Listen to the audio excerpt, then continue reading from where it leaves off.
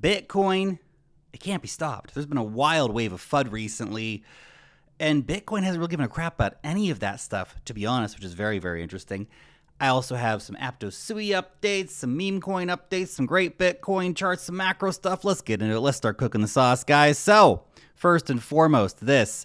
Jeff Dorman pointing out, he said the same thing it does every time. This response to Arthur Hayes, Middle East, something, something, bombs and people blowing each other up and all kinds of crazy stuff. The world's falling apart again. Jeff Dorman says, well, Bitcoin's going to do the same thing it does every time geopolitical tensions increase. Sell off immediately via algo-driven liquidations. Macro investors call for the end of the world. Media says Bitcoin isn't a safe haven. Crypto fully retraces 3 to 5 days later. And then no one ever talks about it ever again. Okay? Okay, until we have complete nuclear Armageddon, Bitcoin's probably going to be fine. And if we have complete nuclear Armageddon, the price of Bitcoin's going to be the last of your concerns. Straight up. Until then, I'm not betting against Bitcoin, guys. And of course, there's been just a wild week of FUD thrown at Bitcoin. We had this the other day where the Wall Street Journal said like, Tether's under investigation again. And the guys at Tether said that's bullshit. It's old news. What are you even repeating this stuff for? What are they even repeating it for? Who paid them? Who paid the Wall Street Journal to put that out? Who was shorting the market? That's how susceptible these markets are. You can literally just pay the Wall Street Journal to print something. Not saying they did. Okay, don't sue the Wall Street Journal. But, there's a lot of stuff going on out here. It makes you pretty suspect, okay? Plus, we had the big India FUD. India's banning crypto again. None of it works. Nobody cares.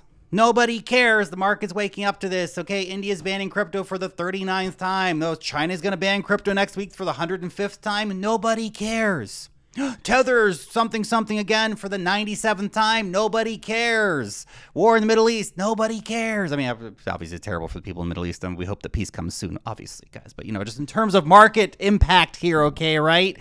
It just doesn't, unless the end of the world really does come, then not so much to worry about. Price of Bitcoin, $68,000 and some change. Actually, almost up to $69,000 at the time recording this. Maybe, just maybe. And look, let's crack over $69,500 before we, get too excited here. We are pushing back higher. Perhaps this ended up being our higher low, which is interesting. I would have thought it might go a little bit lower on that move, but hey, I'll take it too. My spot bag's looking great. I'm fine. That's all good. We're happy with that. Nice to see it pushing higher. And of course, it's pushing higher right on that key downtrend line here. So of course, the initial breakout came back down, tried to get back up, couldn't do it. Let's see if now is actually our breakout moment. 7 days away from the U.S. election. A pro-crypto presidential candidate currently leading the odds to win the election, which would be probably pretty good for our crypto coins if that happens. Okay, so looks like Trump is in the lead right now by a substantial margin in all the places that count. So let's see what happens over the next week. Of course, a lot can change in the last week of an election, obviously. But if that happens, I think markets are going to like it. Now, maybe you have a situation where you have a buy the rumor, sell the news on election day or a couple days after, where markets peak a little bit just before that, put in some kind of local top, they have a bit of a sell-off because it's like, oh, well, nothing's going to happen immediately, blah, blah, blah, blah, blah. And then we are off to the races for November, December, January, February, March. It's going to be some good times in the markets. Fingers crossed. Don't mess it up, markets. Come on. This is a great chart here from Titan of Crypto. It says Bitcoin's 2025 target, $340,000. A price level few would see coming. That would certainly surprise me if we got 340K. Now that's his prediction here for an Elliott wave theory fifth wave. 340K. Now, I've seen different Elliott wave theorists draw that differently to give different results, so that's worth keeping in mind here, okay? However, 340K would definitely be a surprise for me. I'm in the sort of the 200K, maybe 250K, like Pico top for like 5 seconds camp, okay? $215,000 is where the 3.618 Fibonacci line comes in. A stretch over to 340K would be quite a stretch over, to be honest. And I'm not sure it's going to get that far. But hey, you know what? If it does, I guess I'll be happily wrong to be there. That's fine. We'll love to watch that happen if that happens. I don't know if it goes that high, but look, even if we go up to 200K, it's still a beast of a move, man. A beast of a move.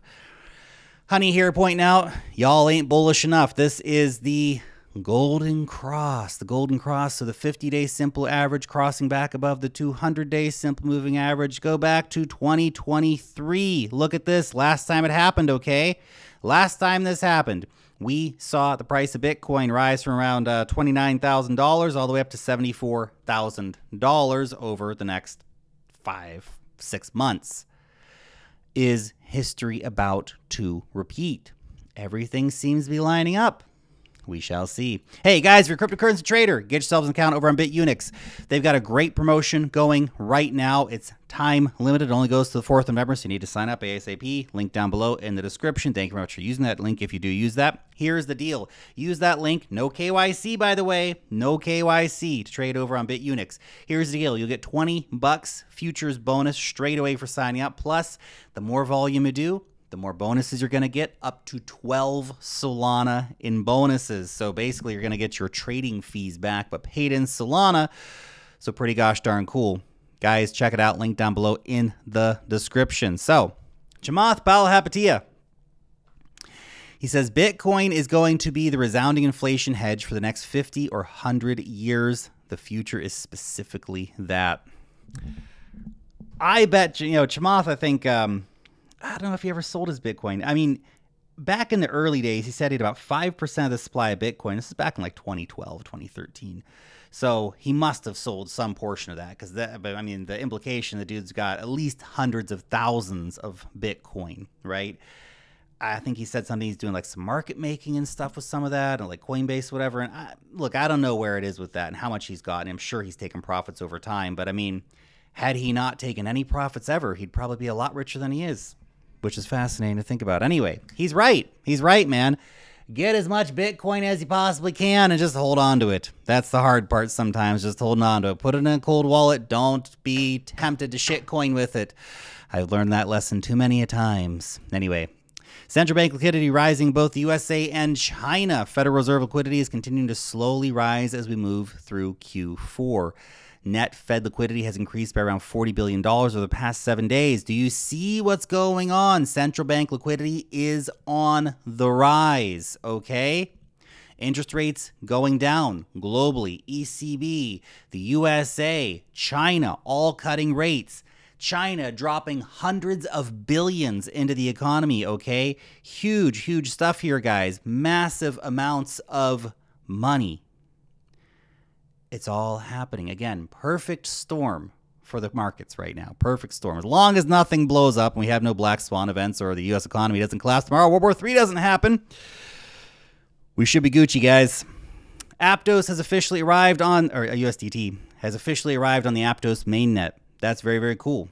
Nice. Native USDT live on Aptos. Great news. Now, guys, I am an investor in Aptos. I own other cryptocurrencies. If you want to see my full portfolio disclosures, coins I currently hold, venture investments, OTC deals, any of that kind of stuff, full disclosures as always available in the YouTube description of the pinned comment over on X. You're also going to find a risk statement there because investing in crypto is risky. You can lose all your money. Lark, you always say you can lose all your money. You're serious? I'm serious about that. You can lose all your money. Crypto's crazy, man. DYOR, never invest more than you afford to lose. Past performance does not equate to future returns. Okay, there you go. So, back to it. This is great news. This means that a lot more liquidity can flow onto Aptos in a very short amount of time. And I'm excited about that. That's fantastic because that means the entire ecosystem can rise up. USDT liquidity is like the rising tide that lifts all boats on a chain. USDT comes, now there's money sloshing around in a way that there hasn't been before. So fantastic. I love to see that. That's great. This is really interesting too. This is from a few days ago, mind you. So this is kind of flipping back and forth between SUI and Aptos and Solana and stuff like that. But we're seeing huge amounts of transactions happening. Look at that bad boy. That was quite the day the other day here for Aptos. But damn, man, 326 million transactions that one day. SUI putting in 67 million, Solana 56 million. I mean, these new blockchains are hot. Polygon all the way down to 6. What has happened to Polygon, man? It was the golden child of the last cycle, which reminds you why you need to take profits always. Always take profits. Anyway, this is crazy, man. Aptos and SUI, they are definitely the hot new narratives of the cycle. Gotten Aptos back. I'm probably going to add more to that. Probably going to add some SUI at some point here. just, I'm getting greedy on the charts, and we'll talk about those in a second. I want to go down a little more before I secure myself a nice big fat bag of sweet. Anyway, we shall see, of course, how it plays out. Solana, of course, as well. I mean, just look at where people are putting their money. Look where people are shit coining and meme coining, and I guess it's one and the same thing. But anyway, you know what I'm talking about. Where's the hype going right now? Because your market's showing you. Are you listening? This is an interesting one. Oh, man, more and more the temptation to just capitulate on my Ethereum bags and just, I'm even thinking about, okay, what's the best case scenario right now for Ethereum? It's going to go 10K. That's, not bad. 300% return from the current prices. If it goes to 15K, was that 500% returns or something like that? Back napkin math on my brain here. Maybe not exactly. But anyway, you get the point. Not that crazy. Not bad. Not that crazy. Whereas sweet Aptos, probably 1,000% gainers. I mean, hopefully, right? So why keep the money in Ethereum? An asset that is just getting savage in the markets right now. And look, I love ETH. I use all kinds of ETH stuff all the time. I use Base. I guess I'm not using Arbitrum that much anymore. I just mostly use Base these days, but and I'm still very bullish on Base. But does that mean I need to be bullish on the Ethereum asset itself? Maybe I could just sell that and buy other things. I don't know. Haven't done that yet. I'll keep you updated. Just thinking out loud here, okay? Anyway, money flows. Top outflow from Ethereum. Look at that. Now, look. To keep it in perspective, 70 million bucks or whatever flowing out from Ethereum is not that big of a deal when it has, I don't know, tens of billions. What does that have, $70 billion or something like that? I'm just pulling a number out of my butt there, but a huge amount of money on chain, right? So it's not like it's a devastating amount of money. And we're seeing, of course, nice inflows to SWI and to Base, right? Et cetera, et cetera. So it's interesting, but that's quite noteworthy. Money's flowing out of Ethereum and going other places because people are seeing better economic opportunities in other places, quite simply. SWI and Aptos charts here looking very interesting, and both a rather similar situation. See, they're both right now trying to find support at the 50-day EMA blue line on the chart here. For SWI, it's around $1.70.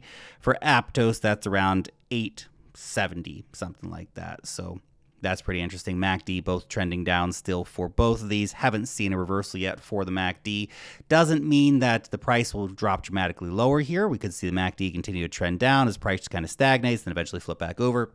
Sure. But maybe there's interesting opportunity there. I don't know. Haven't pulled the trigger on SWI yet. Might add to some Aptos spot bags here. We'll see.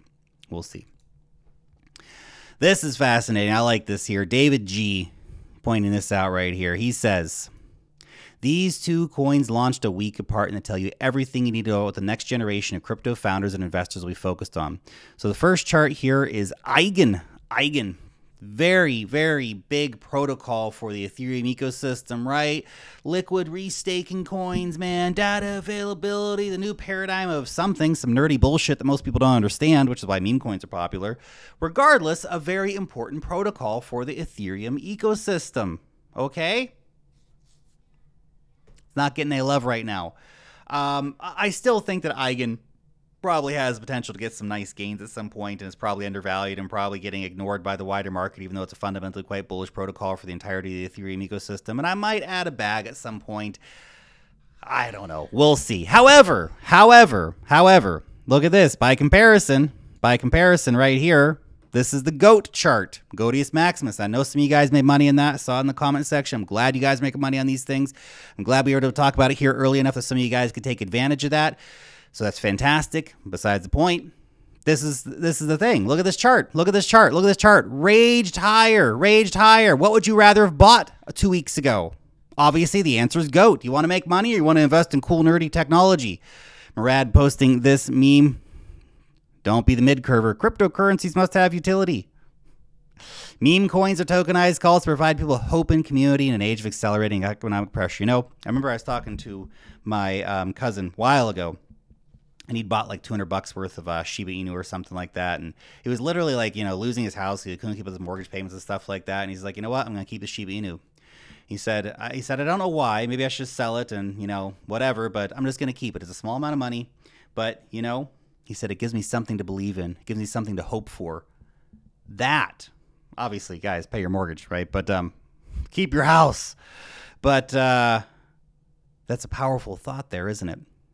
So many people out there are getting just crushed economically, and memes, they're not complicated, man. You don't have to understand all this nerdy bullshit, data restaking layers, whatever. Nobody cares, man. Funny pictures, vibes, community, and the chance to make money. Because the number one technology for crypto, whether you want to admit it or not, is and has always been the fucking number going up. It's just that simple. Number doesn't go up, technology's shit. Number goes up, who cares about the tech? Just that. Don't overcomplicate it. Don't lie to yourselves. That being said, the meme coin trenches are full of death and destruction, and there's a lot of corpses there, guys. This is the AI meta meme coins saw wild drawdowns. This is 24-hour charts from 2 days ago. I think we saw 20 to 90%. Of course, 90% is not normal. That's like, probably dead. Well, I have no idea what the heck this is. But look at this. Some of these things down 50, 60%, 70%. Slaughterfest, utter slaughterfest. And you're going to continue to see that happen. And it's easy to talk about the winners in the meme coin cycle because everyone wants to be the winner. Everyone wants to talk about the winners. We love the winners. We celebrate the winners around here, okay? Make that clear. But you also have to give a little nod to the fact that it's an incredibly risky game and most people are going to lose most of their money, okay? And of course, guys, if you're fading meme coins on the verge of the U.S. elections where the pro-crypto candidate Trump is likely to be the next U.S. president, and he's going to bring Elon Musk on with the Department of Government Efficiency, a.k.a. the Doge Department. Guys, are you hearing this? Elon's going to be out there shilling Dogecoin non-gosh darn stop on social media. Normies are going to see it, probably ape in. It's going to drive the meme coin super cycle even crazier.